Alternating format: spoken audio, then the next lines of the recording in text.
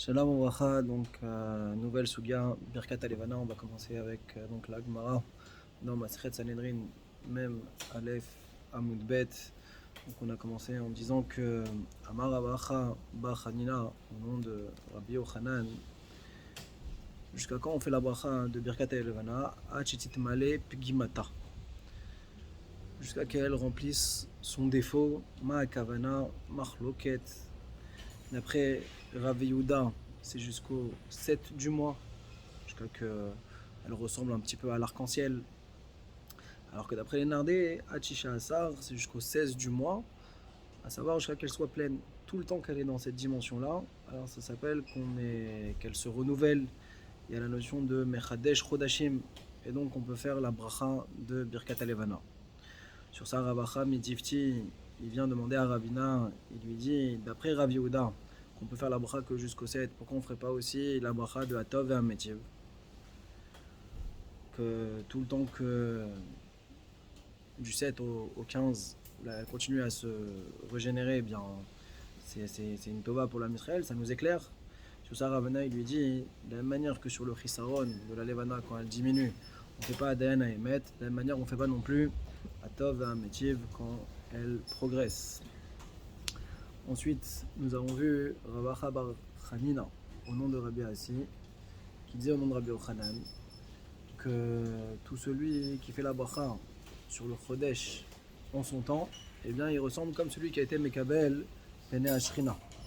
Parce que c'est marqué à propos du Chidush Alevana, c'est marqué à Chodesh Azelachem, une des premières mitzvahs de la Torah au peuple d'Israël. Et également, c'est marqué au moment de Kriyat Yam Souf, Zekeli Vanveu. Donc là, on veut dire qu'on fait une Xerashava entre les deux, de la manière qu'à Kriyat Yam Souf. Alors, on a désigné Akadosh Baruch Hu, Zekeli, comme si on le montrait du doigt. Pareil, à Chodesh Azeh, Xerashava, Azeh, alors c'est aussi Kekabalat Pena Ashrina. Tanad Be Rabbi Ishmael, on a vu ensuite ce qui est enseigné dans le Betaminage de Rabbi Ishmael, que si ce n'est que le Israël n'avait reçu que cette mitzvah-là, eh bien ça leur aurait déjà suffi. Et Abaye dit, c'est la raison pour laquelle il faudra la réciter debout, cette bracha-là. Et après, la Gemara amène les Amoraïm, Merima, Omar Zoutra, qui même c'était difficile pour eux, ils se tenaient les uns à l'épaule de l'autre pour pouvoir réciter la bracha de Birkat Alevana.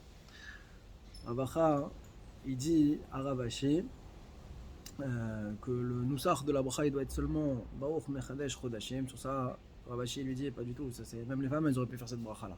C'est entendu que la bracha doit être beaucoup plus longue.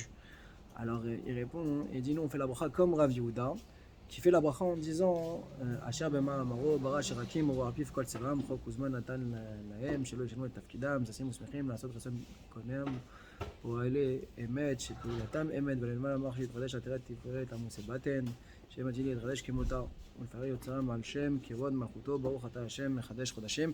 Donc ça c'est la bracha qu'on fera pour Birkat Alevana.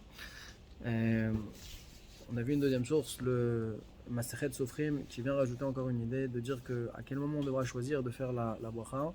À Motzai Shabbat, quand on est encore parfumé, bien habillé. Il y a aussi une notion de Rikujim qu'il a mis en avant, sous-entendu le fait qu'il y ait une notion de Simcha qui doit accompagner cette bracha de Birkat Alevana. Chazak ou Baruch.